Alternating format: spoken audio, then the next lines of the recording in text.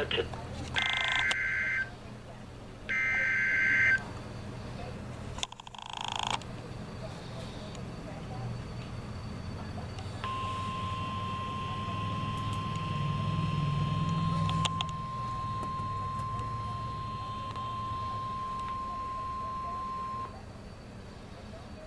The National Weather Service in Nashville has issued a tornado warning for northeastern Hickman County in Middle Tennessee, extreme north-central Maury County in Middle Tennessee, west-central Williamson County in Middle Tennessee, until 9:15 p.m. Central Daylight Time.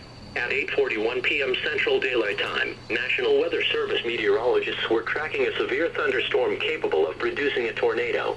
This dangerous storm was located near Centerville and moving east at 25 miles per hour.